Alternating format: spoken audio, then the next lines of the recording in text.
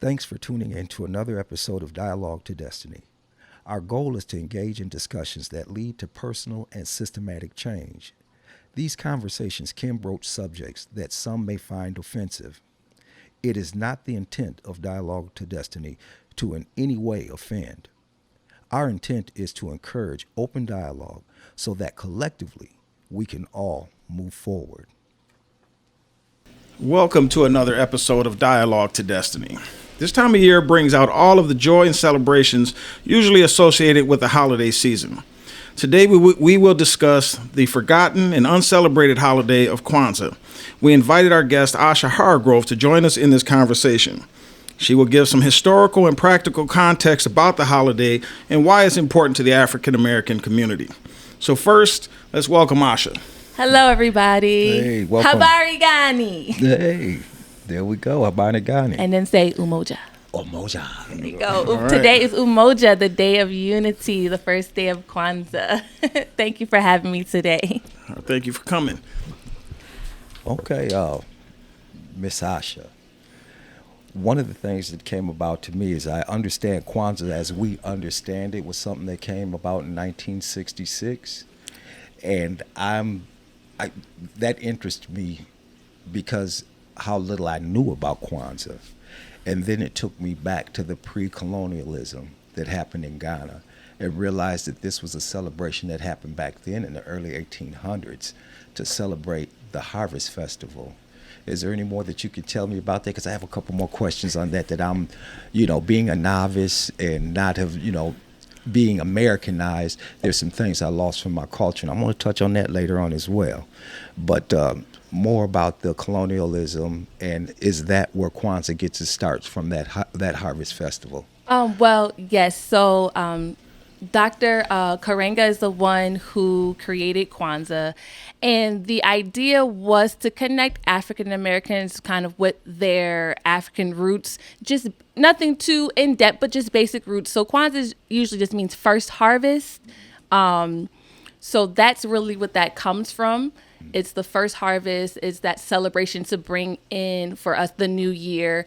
And the best thing about Kwanzaa is that you can incorporate your traditions into that as well, or your beliefs into that as well. It's a culture holiday. It's not a religious holiday. And that's really great, basically with African Americans, because you don't have to choose which side. You can bring it all together.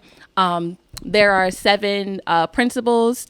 The Ngozi Sabar are the 7 principles of Kwanzaa. So as I said earlier, today is Umoja. So usually in Kwanzaa, what happens, people say Habari gani, and then you say Umoja. You explain the day. And Umoja means unity.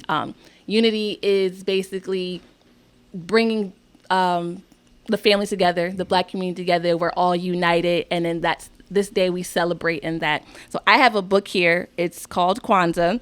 It's by A.P. Porter, and it just describes basically what Kwanzaa is. And then you can just take that and run with it. So this page here says Kwanzaa is an African American holiday. Kwanzaa honors Black people and their history. So for me, the best thing about Kwanzaa is the history aspect. I know a lot of times you hear these things where, Black people just follow traditions and they don't know why. But the best thing about Kwanzaa is you have to explain why. The history is the most important part. Another great thing about Kwanzaa, so what you have is called the mazao, which is corn. It represents the children. So the children are the ones who kind of lead Kwanzaa. They're the ones who are supposed to speak about the day and what it means to them.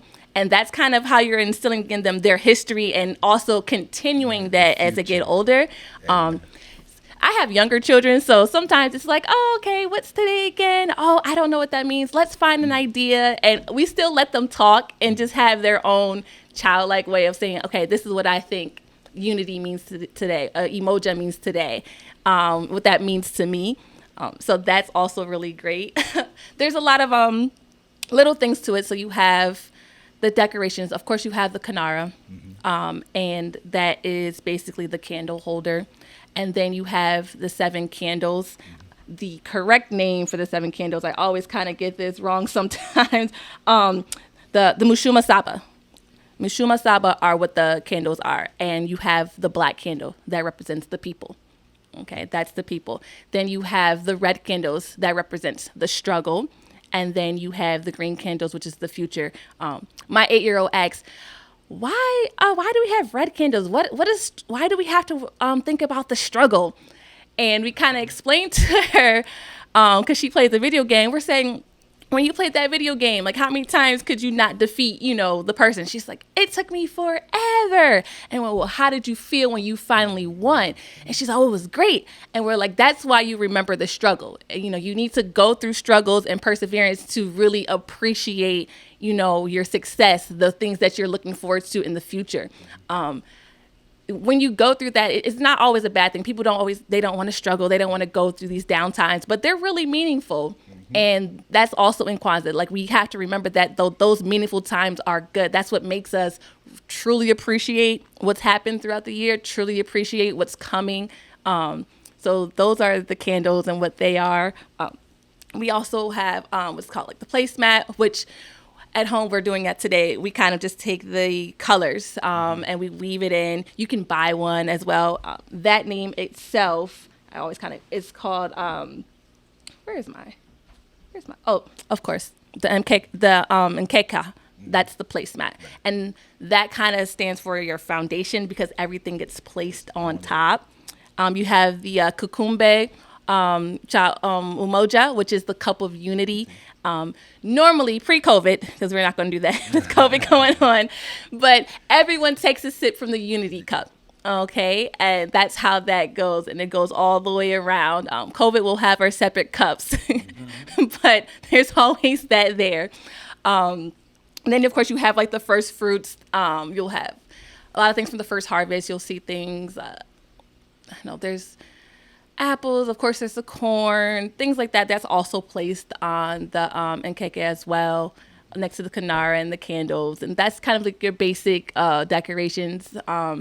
But we also use the flag. Not everyone does this, but it's always great to use the flag that Marcus Garvey kind of created for us. The basically Black people flag. You have the black, the green, and the red, and that's called the bandera, and that's our flag. So you'll see that in a lot of homes too, as well, just hanging up because again, we're celebrating us as the people. And I always like to say that you don't want to limit that. It's not like, oh, just us Americans. You're celebrating the entire culture, the diaspora. So that's why I say Kwanzaa is so great, because you can bring in all those other aspects that you grew up with, all the cultural traditions that you grew up with, and you can bring that into Kwanzaa to make it personal, and it kind of connects us all. So even though we may be spread out in different places, this holiday kind of connects us all. We bring it together. So those are some basics of Kwanzaa. What leapt out at me that I really enjoyed was the kids. It's the mazo, right? Yes. The corn and the representation, and how it is that you're bringing the kids in to have a voice. You're bringing them right to the table to have a voice, speak up, ask your questions, participate in this, and use your voice, as well as know your history and have a vision of your future with the green that you speak of. I thought that was beautiful, and that you're taking that time to make sure your kids know that. The next connection for me was when you're talking about the diaspora of the Black folks that have come out of there, and how we're taking a conscious effort to reclaim our history. Okay?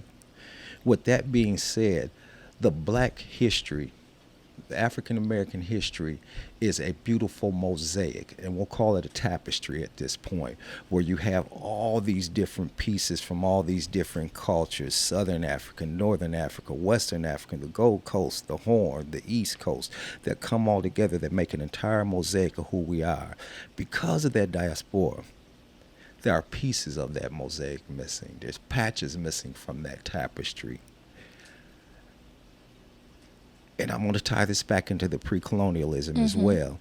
Do you think that pre-colonial or since colonialism that we're missing patches from our tapestry that will eventually make the quilt that we cover ourselves with and our kids with as we move forward. That tapestry or that quilt, that warmth is the love, the understanding, and the communication that we need to have within our culture. Do you think some of that is missing because of the colonialism, and is the importance of Kwanzaa reconnecting us to that in a fuller manner? That's a good question. And its importance, lift that. I will definitely say yes. If you look at the history, it was done purposely. So, of course, we are missing pieces. We've missed those old stories passed down from generation to generation. We've gotten to a point where sometimes we don't want to hear the old stuff anymore, or, there's friction within families. I think that's normal. I don't... It was done purposely, so I can't sit here and just get too upset that, like, hey, we're missing stuff. Of course we are. Mm-hmm. And again, the reason why Kwanzaa to me is important is that you may not fully know what that piece was, but you can replace it with something just as important, just as, I guess, like binding for yourself and for your family, and then branch that out. So even though we may have pieces missing with Kwanzaa, the idea is to bring those pieces back in your own way. Kwanzaa is about family. Mm-hmm. It's about family as much as it's about Black people. It's one of the important things. You're honoring your family. You're honoring, the history that your family has brought with you. If everyone doesn't know where they come from, tracing themselves back from, from the continent of Africa, where you're from. We can't even say, like, there's so many countries. We don't know that. But even if you've just been in America for some time, you're from the East Coast, West Coast, you can incorporate that. But the idea is to truly uplift your family, uplift your community and people like you. Because that's important. Everyone uplifts themselves in their community, and the idea is to continue to do that, make a conscious effort to do that when it comes to Kwanzaa. So, if you're like, we have pieces of the quilt missing or the tapestry missing, and that's an easy yes. But we don't want to dwell on, we don't know it, and like, the idea is, okay, we have some things missing. We can look up some things that we can bring back. Mm-hmm. We can add in what we know into it, and then we can keep going. So I think with that tapestry piece, that would be our struggle. We're missing pieces. We have to acknowledge that. And then when you go into our future, you're saying, well, this is what we're incorporating. Recreate healthy. And recreate and bring it together. So that's kind of the outlook that I have on it. All right. Even in a lot of the books that you have, it's in here. This book that I have here, it talks about, how Black people struggled, how not just here, mostly in America, but of course we know that it's everywhere. And it's going through, they want to give us our history at slavery. And there's so much more than just slavery. There's so much before that. There are still things that we have in our culture that are brought about, that even though we say it's from slavery, there are things that predated that we still keep, and we just don't really understand where it comes from.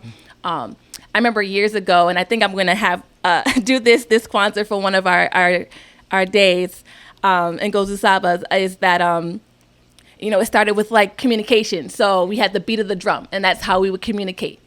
And I saw this show back in DC a couple years ago, and it was like kind of like the evolution of communication, evolution of step. So we used to communicate with the drum, and that's our communication. Mm-hmm. And then, they took that away. And then we would have things like we're banging on like, the pots and pans, and then they took that away. And then it was just our shoes. It was going back to the chain gang, how even though you're shackled up doing labor, there is still a sense of self, a sense of like just unity and like in our struggle. And I think that's why we just persevere so much, and why we're still, people don't say we're thriving. I think overall we're thriving. Do we have so many that are struggling? Yes, but we're still here. We're still thriving. We're still doing so much and more, and starting to take over. And that's just from little things like that. Never fully forgetting where we came from, just evolving. Now you have things like STEP. And, now we have kids getting back into music and everything like that. So it's all about evolution. we are, I think, the masters of taking a little and making a lot and it becoming the craze around the world. So that influence that we have is just so great. And I think with Kwanzaa, that's how just every year you can bring that back up. You can teach that in the history. So you're not sitting there like, oh, this and that. Like, no, there's a lot of good things in the struggle. And that's what you want to put into. That's what you want to keep looking forward. Don't just dwell on one, but realize, acknowledge it and then keep going. So is Kwanzaa our starting block or our finishing point? I don't think there's ever a finishing. There you go.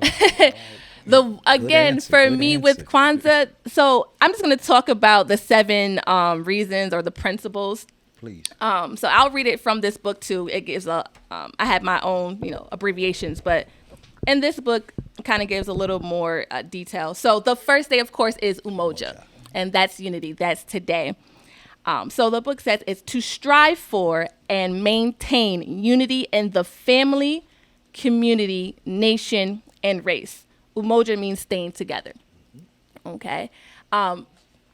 This time of year is a little bit more difficult because, we're all apart, but with technology, we can still be together, phone calls, things like that. So that's today. That's the importance of being together, unity.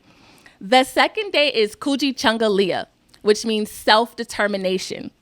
To define ourselves, name ourselves, create for ourselves, and speak for ourselves, instead of being defined, named, created for, and spoken for by others. Kujichagulia is saying who we are and who we will be and not letting others say for us. So that self-determination is ever growing. What self-determination means for you this year could be completely different next year off of the things that you've been through and that you've seen. So that's what I really love about it. Again, it's evolving. Then you have Ujima, which is collective work and responsibility. So it says here, to build and maintain our community together and make our sisters and brothers' problems our problems, and to solve our problems together. Ujima means working together and helping each other. So this is a great day for community service, big or small. Sometimes we think we have to do these extravagant things. And I want to tell people that you can keep it small. You can just go out and be like, oh, there's trash on the ground. Pick it up. Something as small as that matters. So you don't have to do this to be seen. Just know that you are helping your community. You're working together. If you see something like, someone needs help shoveling, it's wintertime, going to help with that. That way when people walk by on the streets, they're not worried about slipping and falling on ice. Those little things do matter. So that's what Ujima is. It's working together. Okay. Then you have Ujama, which is Cooperative Economics. Okay. And it says here, to build and maintain our own stores, shops, and other businesses, and to profit from them together. Umoja means buying from each other. It's really important to give back in your community. One reason is, if you pay into your community, it pays back. That's kind of how it works here. So even for people, that may not live totally in all Black communities, because that's most of us, even still being local will help you. A lot of the local taxes go to the schools. If your child goes to the local school, you putting money in your community helps your kid. And then, of course, actually just buying Black. There's a lot of online, local places that are Black owned, and supporting them is a big thing. We want to support our own. I know back in Brooklyn, they have a day of Kwanzaa where it's just all Black businesses all gathered together, and everyone goes down and you can get business cards, you can shop, you can talk to other people. And that's one of the highlights there. It's just buying Black and supporting these businesses that are doing well. So that's the idea of Ujama, which is great. Then we have Nia. Nia means purpose. So it says here, to make our collective vocation the building and developing of our community in order to restore our people and their traditional greatness. Nia means making our people as great as can be. So our purpose is to make our people great. How you do that is up to you. This year you can say, my purpose is just here speaking on this podcast, giving out information. Next year, you know what? That was my purpose. I feel like I can do more. Let's take this, let's, have it a bigger event, or let's go ahead and provide food for the homeless. Let's go ahead and, I'm an artist. I'm going to paint. I have a friend who does murals for Black businesses around Minneapolis. And she basically does them for free because she knows that it's just so important. And that's her way to just give back. A lot of times, too, we think about just money, finances. We may not have that. And a lot of times when you have a purpose, it's not always monetary. It's your gift that you have. Everyone has a gift, and that is your way to give back. So then we have Kuumba, which means creativity. This one says to do always as much as we can in the way we can in order to leave our community more beautiful and beneficial than we inherited it. Kuumba means thinking of ways to make our community better. And there's a lot of people that are creative, and sometimes we shut down our creativity and our thoughts like that's not going to work. But with Kwanzaa, it's, you let that go. All right, how is this going to work? Let's see it come to fruition. So creativity is great. And then, of course, the last day of Kwanzaa is Imani, which means faith. To believe all our hearts and our people, our parents, our teachers, our leaders, and the righteousness and victory of our struggle. Imani means believing in ourselves and the worth of our people. So that was probably one of the best ones is just faith. For people with different religious backgrounds, you can bring that in. Faith in God you bring that in. Faith in your people, bring that in. So that's what it means. It's faith. As I guess you would say what the Bible says, faith is the substance of things hoped for and the evidence of things not seen. That's faith. To see, someone pitches an idea that kind of goes off of that creativity, to have faith like, okay, that's going to work. To have faith that they're going, our people are going to rise up a little, it doesn't have to be a mountain. It could be a little hill. It can be a lot of times it doesn't have to be big. It can be small. And I think with Kwanzaa, it just takes that appreciation for just the little things, the things that you can contribute to really feeling like a family, a community, a nation. And it brings that together. And like you said, the children, they're the ones that lead it. They're the ones that on the days say, this is what Imani means to me. This is what Kuumba means to me, and they talk about it.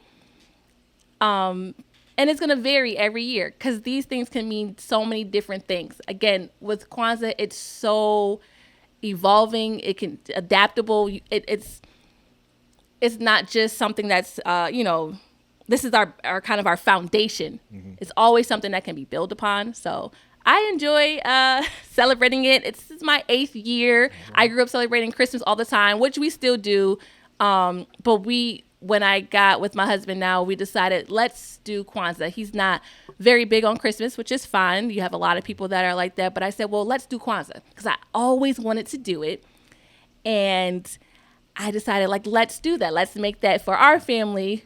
And let's go into that. So this is my 8th year, and every year I'm just trying to figure out new ways to just build on the principles, teach my kids what they are, how is that important to them, why is that important to them. So I'm excited. I kind of found some things that I'm going to do and make it kind of a tradition that I feel that is important. Every family, every community is different. You can do what you would like to make these days important, to make these days really resonate. Well, you smiled real broadly and deeply when you mentioned what it is that you and your family are going to do. Your face lit up, your eyes sparkled. Share with us what that thing is that you and your family's going to do that's got you so excited right now. Well, I have decided for Umoja, for Days of Unity, we're going to do family collages. My mom gave me this idea because she would just take family photos. We had 1 million, and she put them on poster boards, and they would just be all over the house.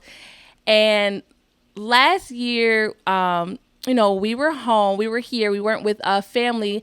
And I'm like, well, let's do some collages. Let's put it together, almost maybe like a family tree type of thing. And the kids had so much fun and it looked really good. So I'm like, all right, let's do this every year. So I sent out major text message to family, send me some pictures so that I can print them out. We're going to do family collages. I went on Facebook and stole some pictures. I was like, they didn't send me one. I'm going to take these. I think I'm still missing some, but I'm going to be texting them soon. Like, give them to me so I can just go down to Walgreens and print them out. And like I have poster board, and we're going to do that. I'm actually going to get them laminated. I want to keep them, which means I'm going to have millions when I get older, but I'm excited about that. I'm going to try to laminate all of them so that we can keep them. And every year we'll say this was last year's, and then this will be a new year's, and you kind of see family grow, additions to family, come in. So that's going to be, I feel, my tradition that I'm going to do every year. Feel free, anyone who wants to do that, go ahead. I'm not saying it's just mine. It's just an idea that I know I'm going to do for a while. Catalog the memories. So that's one major thing I'm going to do. And I'm not sure as of which day, but I think I am going to really focus on a history aspect for one of the days and kind of talk about what that is and why is it something as simple as, why do Black people play spades? So I know that sounds really like, what?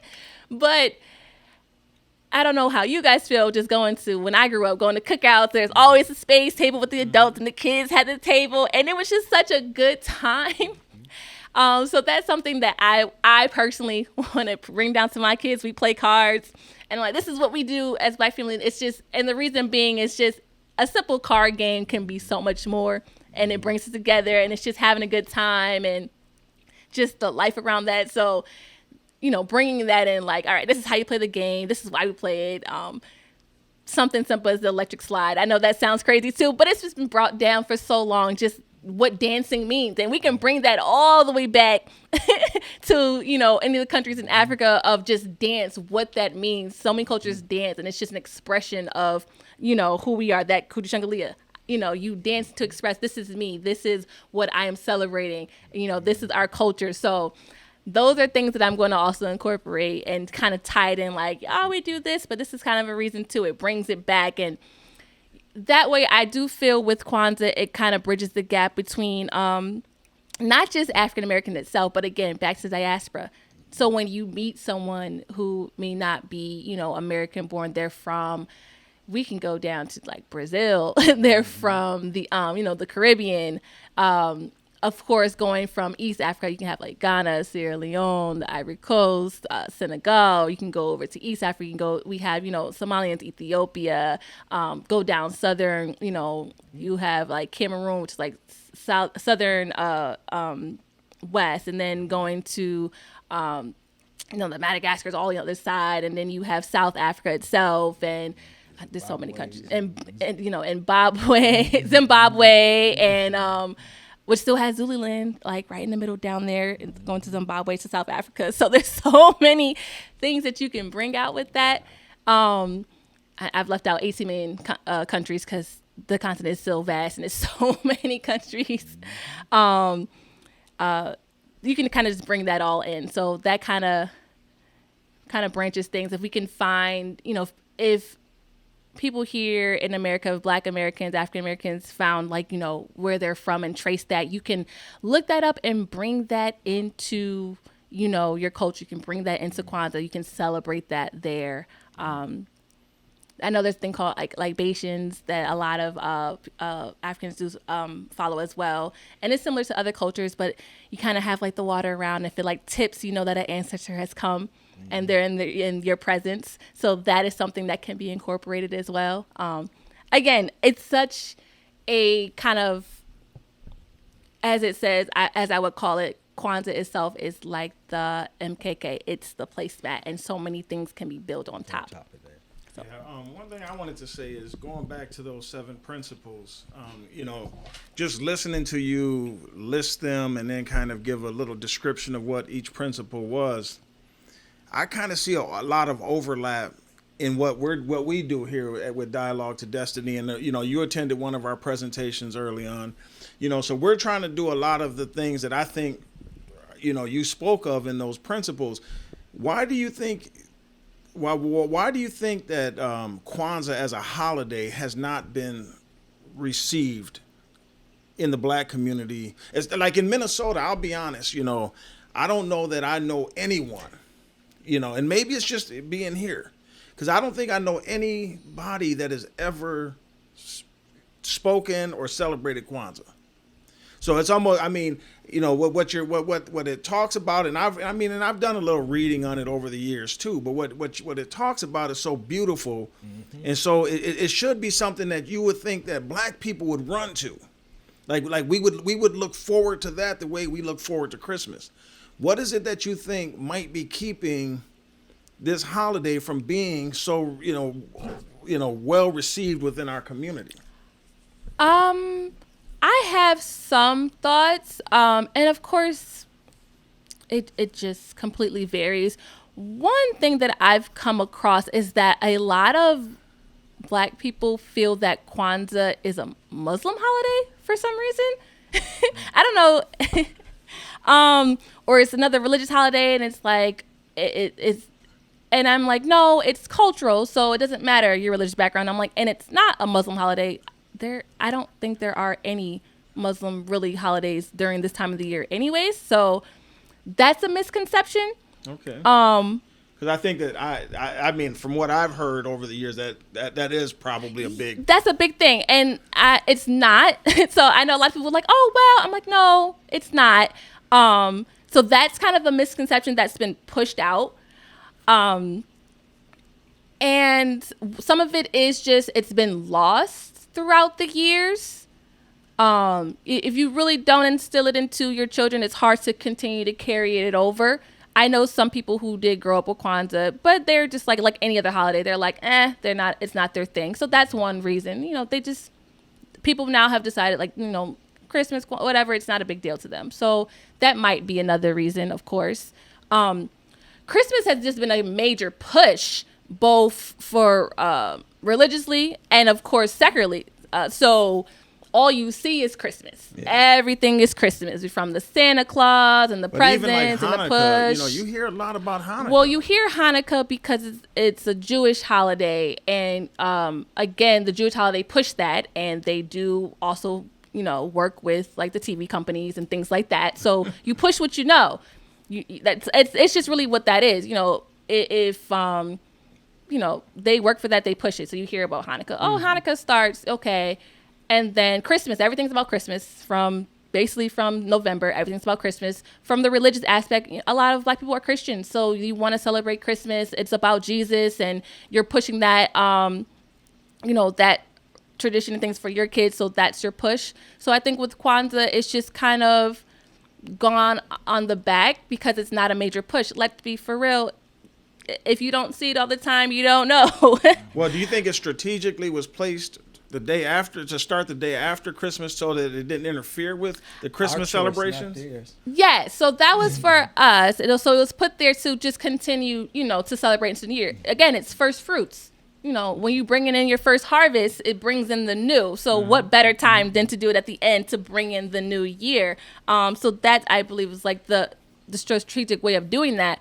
And it's also based on region. I know people back east who celebrate Kwanzaa. I know people out west who celebrate Kwanzaa. It could just be the region of where it is. I think the major part is the religious aspect of it. Honestly, I think it's the religious aspect of just devout Christians in our community. And, Christmas is the major thing. And then as well as, unfortunately, now we've gotten a lot of our community who just are not religious at all. And Kwanzaa, because of where it is, everyone just feels that it's a religious holiday, and it's not. So I think it's just the misconception or the misinformation that's been fed. And a lot of times when people misfeed you information, you don't always take the time to look into it. You be like, oh, okay, whatever. And you just walk on by, because it's not a major thing until someone brings it to you. And then you go, oh, okay. So again, I've been in places where it's fully celebrated. And then I know places where people have no idea about it. And with that, it's just information. Christmas, Hanukkah, that just gets pushed in your face 24/7. So of course you're going to know about it. Of course your kids are going to know about it, whether you celebrate it or not. That's just a push. So the idea is for our community is just to, if you celebrate it, let people know. Invite people over one day. When we started this again 8 years ago, I know my husband's friends came over and they're like, Kwanzaa, I heard about it, but I've never done it. And they come over and they celebrate with us. So that's one of the things is that someone has to start it and you invite people in. And then they can decide on their own, I like this, I want to do it. As I stated earlier, people think it has to be so extravagant because of course it's Christmas. Christmas is extravagant and light and everything like that. And when it comes to Kwanzaa, it doesn't have to be that. Again, it's celebrating those small things, really appreciating your family time. So like Christmas, some of those traditions, it's supposed to be that family time. That's really what it's bringing into, really speaking on these principles and, bringing it in through your children. So that's mostly why you haven't seen it. It was a start and then it got lost. People did their own thing. The misconception that it's a religious holiday and it's not. People don't want to mix religions, so they don't want to do that. Although for me, I've celebrated Hanukkah plenty of times. I have a Jewish friend. I'm like, all right, we're coming on over. I think that another thing too is a lot of people are very afraid of things. Afraid of what they don't know. Very taboo. Like, again, back to like, we don't mix things. Like, we don't want to confuse our children. I'm like, well, how would it confuse? I've had people say this to me, well, it might confuse my child. Why would it confuse them? So you have all these different fears of like, we don't want to mix stuff or you got to keep things separate. And that's not always the case. You should always, for me, celebrate. You don't have to personally do that yourself. But if you want to go out and celebrate other people's holidays with them, you should do that. And that's the first step is that invite people over. Come on over for Kwanzaa. This is what our day is about. And then we'll bring it from there. Hard to embrace what you don't understand. It is. Again, it's really the information. Some people do know about it, but they might not be broadcasting it, But so other cultures are welcome to join in celebrating Kwanzaa? Yeah. Okay. So it's like I said, it's an African American holiday. It's really what that is. And if you want to bring somebody in, like this is what our day is, that's fine. This is what we celebrate. Would a white family or another family be able to, like, say someone of another culture attended your celebration and they're like, I want to do this with my family? Well, it's fine, but are you going to stick to being the Black principles because that's what it's based on? Oh, well. Okay, let me advocate on behalf of that other fella that I don't represent, okay? You follow me? Okay, when I hear about what these different tenets mean, they sound good, but the optics don't look good within the community. Mm-hmm. And that's just an honest observation.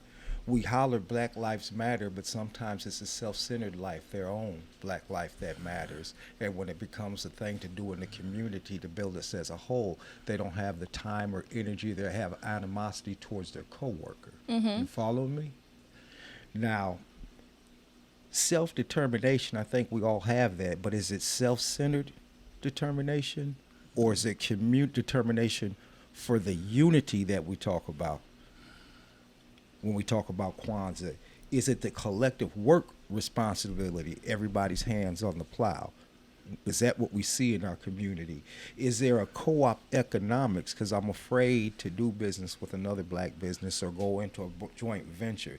These are things that have plagued us for a long time. And this is where I say this sounds beautiful, but as we come into our community, the optics, and I don't say this to put us down, I say this to make us conscious that if I see this within my community, what does a person outside of my community see when they look into this? I am going to say this. Stop worrying about what the outside people see and think. I think that's a major problem within our community is that we're keep looking for validation from people who probably just honestly don't like us. Stop worrying about it. When you have a family problem, are you worried about what your neighbors think? And if you are, that's the problem. So when it comes to Kwanzaa, it is about us. If there are issues, Even if the idea of like, well, I'm nervous to work with another black, well, address that. Okay. Again, we've been trained to look at this. It needs to be a grand mass design, and you're forgetting about the struggle part. So you might be struggling, I don't got this, I don't got that, but you're actually forgetting about the collective struggle of that. It takes time. Time itself is a struggle. Stop worrying about, well, they see us. Yeah, we know that already. That's already been stated. It's already a fact. Well, what are you going to do about it? Start small. If, I'm just going to go out. I'm going to clean up the park. The park's always dirty. I'm going to clean it up. Someone's going to see you. My dad used to say this, and this is kind of something that I live by no matter where you are. I think it's also taken from Dr. Martin Luther King, too. It's like, if you're a street cleaner, be the best street cleaner you can be so that when you die, people say that was the best. So my dad has always instilled that in me, and that goes into these principles. Be who you are, but be the best. If all your time I'm a janitor, like, oh, all I do is, do this, do that, I'm just a babysitter. Well, be the best. Don't let anybody tell you like that, oh, well, you're not good. Now, of course, you're going to have some people who are going to say it, but as a collective whole, everybody knows. And I think that's what needs to be the focus. So, of course, if you're completely self-centered, these principles don't apply, because these principles are about the community, about the family, about a whole. Mm-hmm. Okay. So if you're naming who I am, name myself, it's not just so that you can be like, this is who I am. And no, it's because it's going to go back into that purpose. How is that going to help? It's going to go back into that collective work. How does defining myself help my community? And if you can't reach everyone in the community because, that takes a lot of work. Well, how about your family? You can start, you have a cousin who needs, some help. That might just be it. And sometimes not helping could also be the answer. A lot of times we're just so focused on, again, self-centered, look at how they feel, instead of just, how do you feel? How do you feel about yourself? How do you feel about your community? And then what do you need to do to change that? Even if it's just one person. That really should be the focus. When it comes to Kwanzaa, it's about the Black community. It's about our future. What are some ideas I can help out of? All next year, all I do is give a book to somebody that I see. Oh, I think you would love this. They may not read it, but the idea, this is what you're doing. Oh, this will be great for you. If it's to give just a wonderful compliment, you see somebody they just been doing wrong, they just not listening, but you just, every time you see them, you give them a compliment. That works. Again, everyone keeps, just an American concept. Everybody trying to make the million, in one day off of doing nothing. You can't get anywhere by doing nothing. You can't sit and just expect to collect. Faith without works is dead. That does not work. And I think that it's just, with Kwanzaa, that needs to be taken out. What I love about Kwanzaa is it really focuses on the family, the community. Nothing in here says, well, if somebody ain't doing it, it says you do it. If someone else is not doing it, so what? You lead by example. This is how I feel. This is what I'm going to do because this is going to help the community. This is going to help.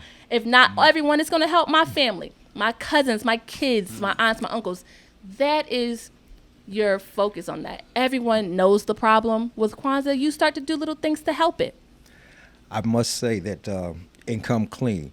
Every week or every time that we do one of these podcasts, I try to throw something incendiary out there, man, to kind of get you on fire. And it worked because you got a little heated. But I wanted you to come with solution to what a problem that is very visible that everybody sees. Mm-hmm. What I heard you saying is if I work on me in my family, we become a light. And we become a light that others can follow. And they can see how this thing rolls out and how we build and how we grow from it. So I like your response to the question. I don't care what anybody else thinks. What I'm going to do for this thing to advance it. And usually that's where it starts, with one. Is there one? And you appear to be that one. You know what I mean? So that was a good thing. But I had to make sure I pulled it out of you honestly and from the depths of where you're really coming from. And I think that happened because y'all didn't see her nose flare and her eyes get dark. Like, I was like, I'm about to get my eye dotted. But it was a great response, and I see that you're truly passionate about what it is. It's not just lip service. and you are trying to live this. This is part of your identity. This is what's in your core. And now you're trying to let your core come out. And that's how things that we do have to be done from a genuine inside love and not what looks good to others. Yeah. You can have that. Everything beautiful. looks good on the outside, and it ain't good. So, no, Kwanzaa is great. Like I said, we really enjoy it. The kids look forward to it. The gifts too. They love the gifts. The zawadi. That was my next question. Is there any gift exchanges? Or? There is gift exchange. There are several ways to do it. We like to give a gift a day. So our kids are loaded. But again, for people who celebrate Christmas too and they want to do Kwanzaa, it's not about the cost of it. People go overboard, honestly. I have 4 kids, so we give out. We do spend some money because I have 4 kids. But you can also just have it on Kwanzaa, which is December 31st. That kind of brings in the new year into going into Imani. People normally have like a party celebration. Mm-hmm. And that's the day you would give out the zawadi to the deserving children. Now, of course, it's not just I'm going to give a gift because I have to. You give a gift for those who really deserve it. Are they showing these principles? I know that sounds like, oh, what? Like, no. It's about earning it. So with Kwanzaa too, you got to earn what you get. It's not a freelance thing. I'm just going to give you a gift. No, you earn it. Mm-hmm. And one of the gifts that you give has to be a book. Has to be a book. You give a book during Kwanzaa. So our kids definitely have books. It's adding to our library of books in our house. Good. And I know I sent out Christmas gifts to my family and all the kids got books. I'm like, I went to the bookstore. I was like, yes, they all got books. And I got some responses. I know my nephew called. He's like, I love this book. We read the other one. I'm like, yes. That's just what I like to do. But books have to be given. So if anything, you give a book. You give something to, it could be just a regular fiction book. It can be a nonfiction book. It can be something that relates. A lot of books have cultural aspects in them. It has, everyday life in them, as I would say. A certain book that just talks about, being an electrician, anything that your kid's interested in that you think that would spark them, that's what you give. So it is a gift exchange, mostly for the kids, but of course for anybody as well. Is there any other building points along with Kwanzaa that could help us re-identify with our history, our past, our culture? Are there other areas? See, one for me, and this is a little bit off the beaten path, but I think it has something to do with the diaspora. And that was like during a part of our culture, our history that is missing was King Leopold in the Congo, where there was anywhere from 8 million to 16 million black lives lost. And it just seems like it has fallen off the map. It has fallen out of history. It has fallen out of the pages. And unless you go and actually dig for it, that you won't find it. And I see that there's, during that period of time, that there are still some negatives that are still within our culture from that period of time. What are some of those other opportunities or situations that helped us lose our identity? And what is it that we do to erase those from our memory and reclaim our stature in this world? So one of that would just be, again, researching that and then teaching it yourself.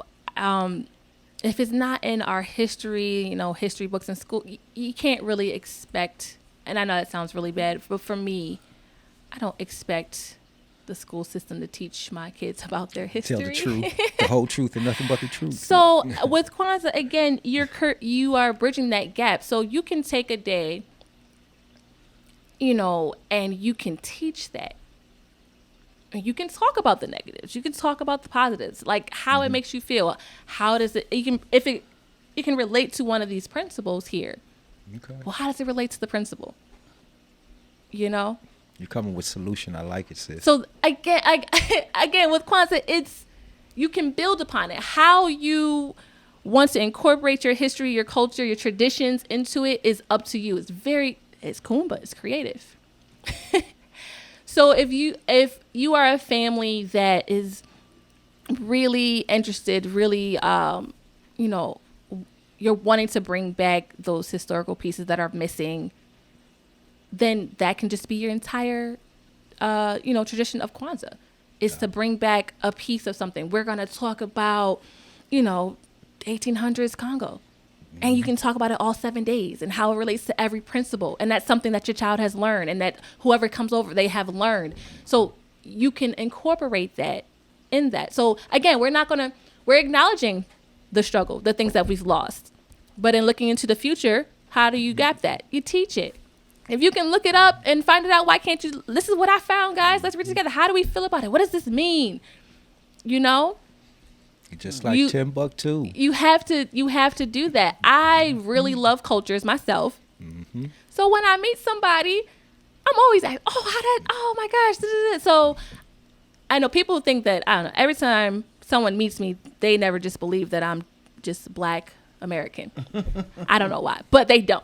But I'm going to say it's because I know a lot about other cultures, because it intrigues me. If you know more about someone's culture, you know how to approach the person. You know how to, connect with them. Language.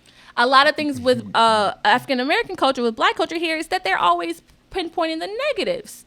Mm-hmm. And there are so many positives, and we know that. Mm-hmm. Yep. So they're always like, oh, well, I heard. So if someone comes to you, well, I heard, Black people, da-da-da-da. Instead of getting mad, which I know it can be very irritating, mm-hmm. but I always use a point to educate people. Them. I even talk to people who come from Africa, like they're so quick to like give a nickname. No, what's your name? Mm-hmm. Let me say your name. Mm-hmm. Don't sit there and be like, oh, well, where are you from? Well, I'm from West Africa. No, there are how many countries in West Africa? Where are you from? Mm-hmm.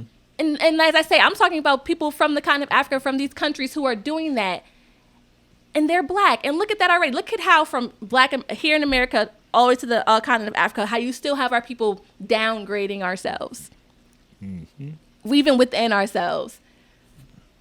And again, with Kwanzaa, it bridges that gap. Now we found a correlation. We keep downgrading ourselves. Well, you know what? I'm not going to do that anymore. Mm-hmm. If I am from, Eritrea, that's where I'm from. This is who I am. No, I'm not Ethiopian because you only know about the country of Ethiopia. No, it's 2020. Look it up. Mm-hmm. Look it up. You got a smartphone in your hand. I don't know what that is. Look it up. Mm-hmm. I agree. People come to you with like, oh, Black people. Yeah, it might be. Stereotypes are real. I tell people stereotypes are real, but they're not about everyone.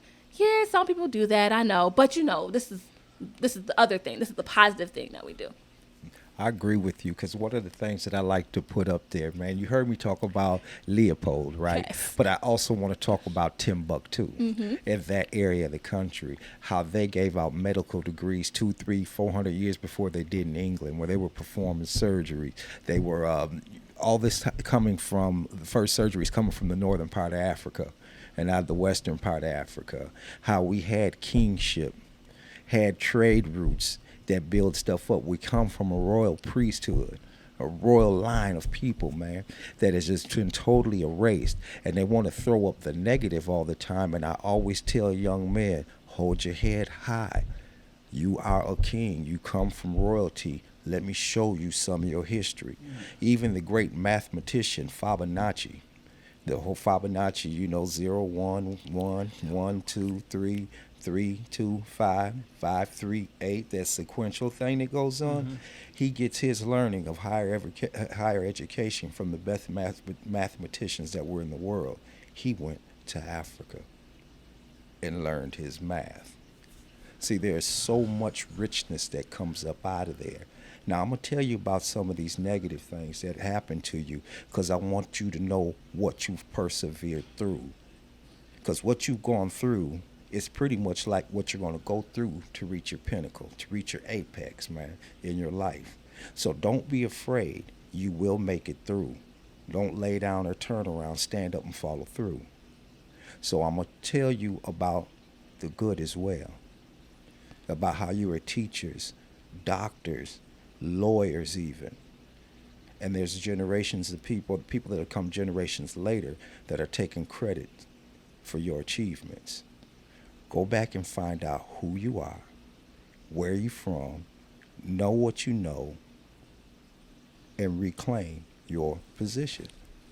You'll always be a servant of the Most High, but you don't have to be a servant on this plane.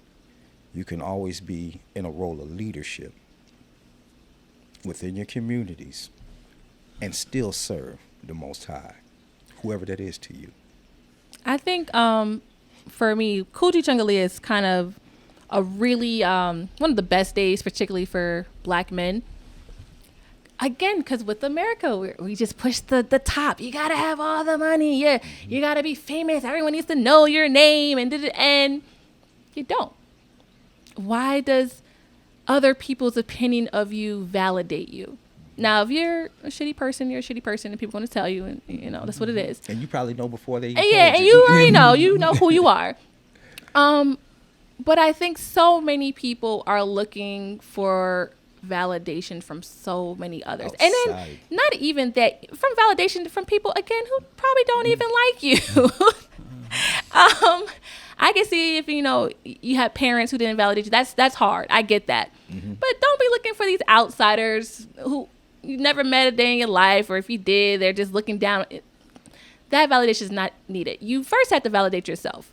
And I always like to point out, I don't care if you are, a grocery bag person. You just, grocery bag. Some people are like, oh my gosh, listen, it's an honest job. You do amazing work. People know you. I know this sounds crazy. I don't go to McDonald's, but I was broke, really broke time in my life. And, McDonald's takes any type of money. So I was like, I'm just going to get something real quick. And this is back in Brooklyn. And I walked in. It's a long line. Everybody's in McDonald's. Lord jeez. That's one of those stereotypes I'm talking about. But, they're getting kind of like snappy at one of the cashiers. Mind you, this girl is amazing, okay? Every time I go in there, she got the order right. McDonald's never get the order right. Order right. She knows, she's very, respectful, straightforward. And people try to come at her. I was like, hold up. Y'all need to stop, because she's the best one in here. Don't get on her case where she's going to leave and then you're really going to be mad. Mm-hmm. She's the best one. You just wait until, you get your stuff. Don't come snapping at her. And I know that sounds so silly because I'm just talking about someone who works at McDonald's and the cashier, but it's noticed. It's noticed. When you do your job and do it best and you know that you can do it, it is noticed. So for people who are working just small time, you're noticed. Be the best who you can be. Be the best of who you are, where you are. Do you want to get better? Yes. But you can only get better if you're doing great things with the little bit that you have now. That goes with Kwanzaa. You're appreciating everybody, the small to the big. Your community is not just the millionaires. Your community is not just the doctors. Your community is everybody. I'll tell you this. I appreciate the old winos. Why? They give the best life advice ever because they've been through so much. They've made those mistakes. Old man Fisher. So even for them, that can be appreciated. Even there's some really bad negatives, but to acknowledge that and move forward is the best thing about it. So again, with Kwanzaa, you are taking all of that. You're taking all that. You can't always help everybody improve their, lives. But you know what? They could see you and then tell somebody else, and that can help somebody. It's a community. It's building. It's a tree. There's limbs, there's branches, there's roots that go so far. And that's what Kwanzaa is. Again, so you can start with your family, invite people over. Hey, just come and let's celebrate this one day with us. People are going to say no. Stop being afraid if someone tells you no. Everybody says, no, I don't want to. Maybe I'll show up. You don't worry about it. You extend the invitation. Yeah, keep it moving. Whoever shows, and you keep it going. Don't let anything dim the light. Don't let anything dim your enthusiasm of this day. As you said, Dack, earlier, so many people, they don't celebrate it. They don't know about it. Mm-hmm. They're hesitant about it. So if you're trying to spread and let people know, you're going to be met with, resistance. But that's okay. Because as long as it means something special to you, that's all that matters. Because It's gonna go. People come over every night, or do you have a celebration open to your friends and people like every night of these? Yes, we do. So I know I have some people. I'm like, you can come over every night. We might do something big. We might just light the candles and talk about the day. We might do something simple as that. Today is this day. We're just going to light the candles. We're just going to talk about the day. We didn't have anything planned. People, these are still working days. You just got tied up. But again, acknowledging it is still fine. So someone can come over every day. Most people come over the first day, and then for Kuumba, because those are more of the, more celebration days. But people can come over any day. If you feel that the day of Ujima is more important to you, and you want to come on over. Again, it could be something big. It could be something small. The activity could be, we're going to watch a movie, that kind of deals with this principle. It grows. Every year you can find something else to build upon and how to act upon it. You can be in a different place. It's freezing out here. Community service might be hard in Minnesota. But if you live down in Texas, Florida, it's a little bit. So depending on where you are, is what you can do. Something that's small, like at the store, like you see somebody elderly bagging, hey, I can just help you out, you help carry it to your car, help you put it in your trunk. It could be those things. Again, you can start small, but every day is open to people coming over, to celebrating, even if it's just talking about the day and it's what it means to them. Acknowledgement is the first step. When you acknowledge something, that's the first step into making change, good or bad. Why is something important to you? How do I act upon it? And that's really what Kwanzaa is. You're reminiscing over the year through these principles. And then, like I said, for Imani, you're bringing in the new year. Okay, this year we're going to act more on them. We're going to, I'm going to do more with Ujamaa. I'm going to really try to put more money into my community. I buy, I splurge all the time. Why not splurge within my own community, And a splurge can be like, you don't have to buy everybody's T-shirts if they have T-shirt companies, if they jewelry or anything like that. You might have just found, a black, contractor or something like that who can build your deck. You gave them an opportunity. Now you have that business card to go around. So it's things like that. Not being afraid of those opportunities. I know we have good and bad businesses, and that's across the board, and you want to make sure you get the good ones, but not being afraid to take that step. Again, even if it's just, I'm just going to go down to, the local store, a little bit more often. Why? They pay taxes on that money. That taxes go to the school system. My kid goes to the school down the street. Simple as that. It's really, it's something as simple as that. They may not be a black business, but because of where they are, that is going to it benefits our black community. It's still my community. Yes. So I know a lot of times we talk about like, you got the Asians and the Arabs all in the black community. And I'm just like, you're right. That's true. And like, we should buy from ourselves. You're right. That's true. But if there aren't none, that is a way to help your community as well, because of unfortunately how our schools are funded.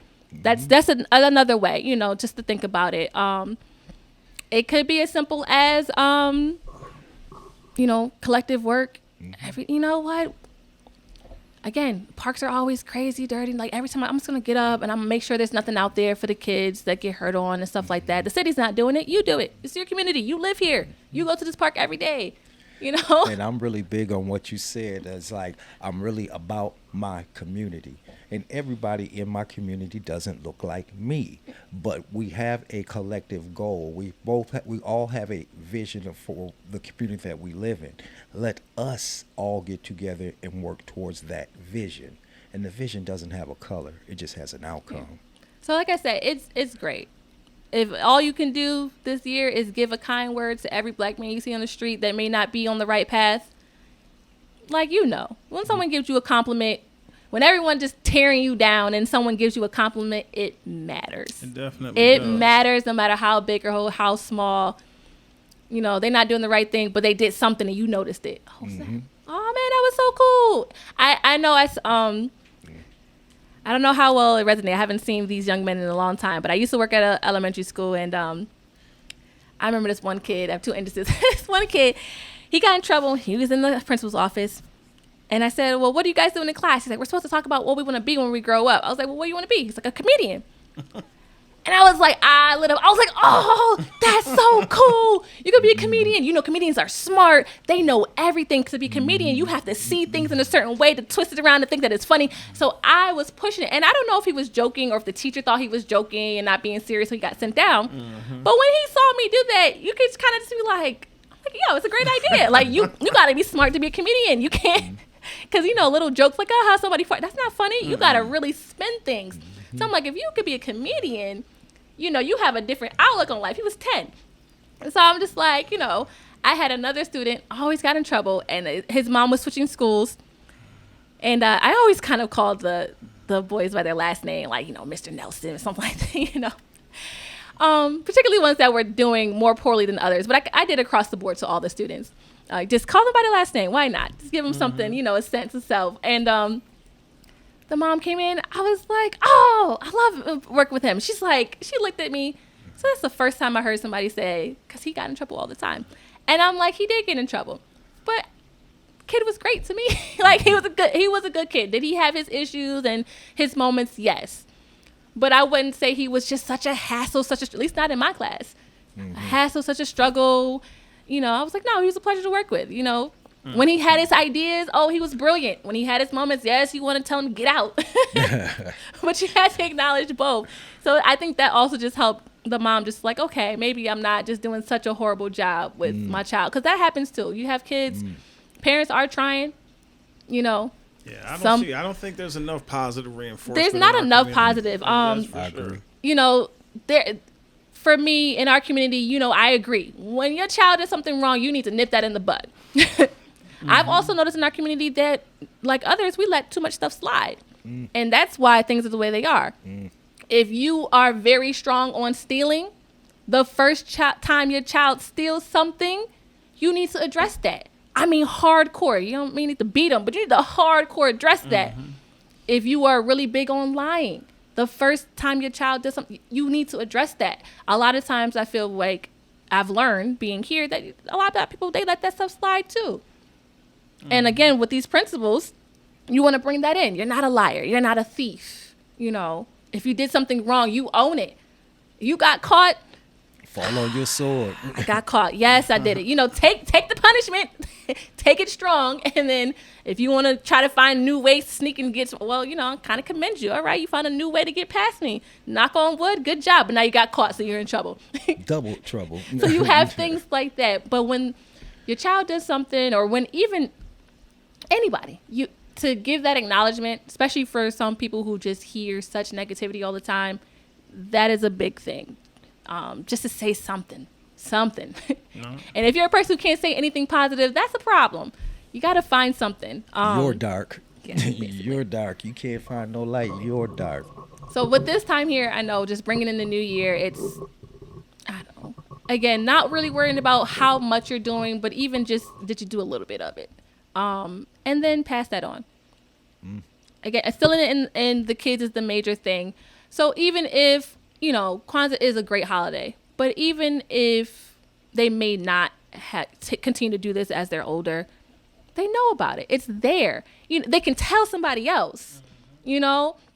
And I think that sometimes that the tradition, the culture, the main thing about it is knowledge and information.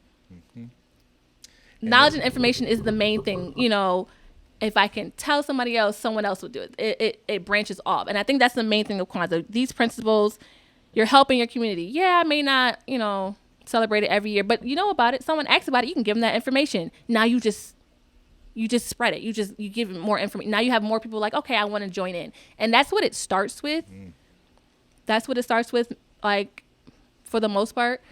And then go from there. I'm not expecting to see, you know, a major jump in the celebration of Kwanzaa. And if there probably is a major jump, but again, it's not pushed out to that, and we can't worry about that. We can't worry about, like, it's not on. We can't worry about that. The thing is, within your community, we see it. There's a lot of things in our community that we see that is not pushed. And everyone has these opinions about it. And you know what? You're not here. You're not trying to come here. We're not worried about your opinion. We're going to do our stuff.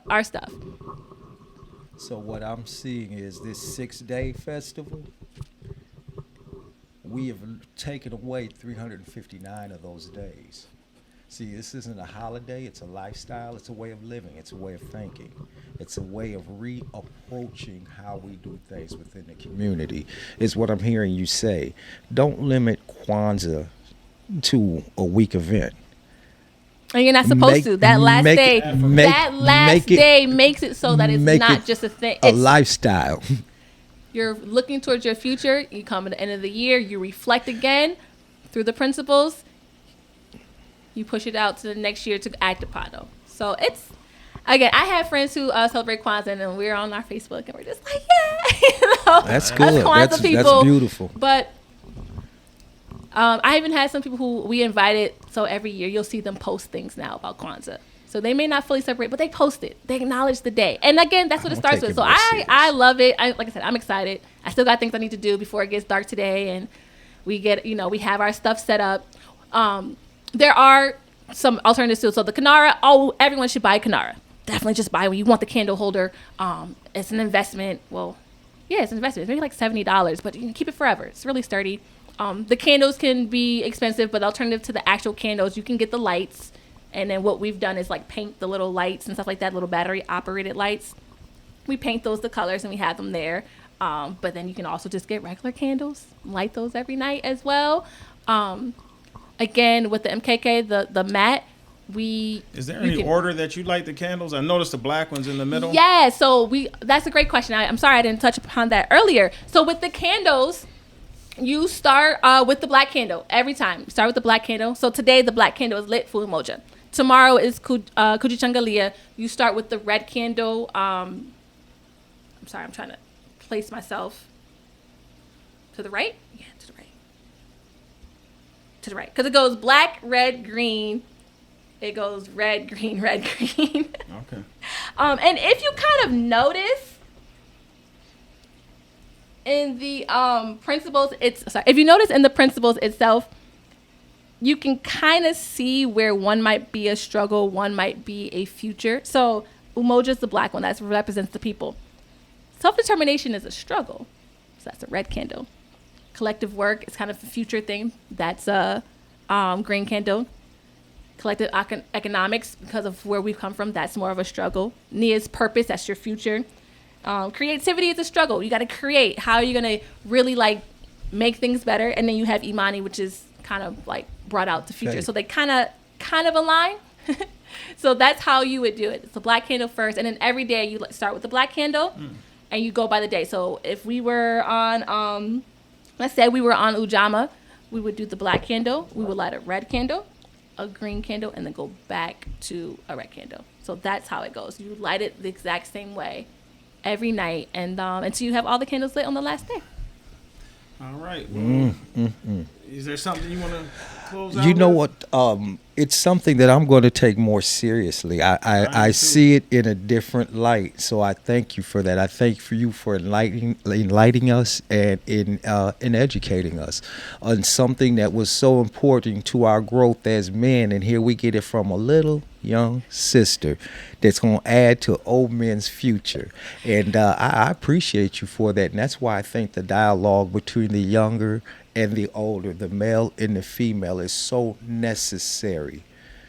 That what we do as far as being able to have the dialogue on any subject, because I think it brings us to a better platform and able to move forward. I think it creates the healing, the letting go, and being able to move forward healthy. And I don't know when we've actually ever done that as a culture, as a people, move forward healthy. I think we've held on to some things that should have long let go of. That's my only add-on. You, Dack? Well, did you have anything you wanted to close out with? Well, I just like to say that if anyone would like to celebrate Kwanzaa, do so. It's a great, great holiday. I always like to have people share their ideas. So if you are celebrating Kwanzaa, you meet someone else, share the ideas. Again, we're all part of the same community. And Happy New Year's, everybody. I'm excited. Like I said, I'm excited to get started. My kids are excited to get started. Of course, they're really happy about the presents, but the taste too. All right. Well, we appreciate you coming and inspiring us with this discussion on Kwanzaa today. You know, I hope that a lot of people that watch this actually do take something away from our discussion today. It was very informative. But as for Dialogue to Destiny, that will conclude another podcast. If you like us, once again, I please ask you to subscribe to our YouTube page and hit like. So for that, I think we'll just sign off from this podcast. Thank you. Peace. Now that was good.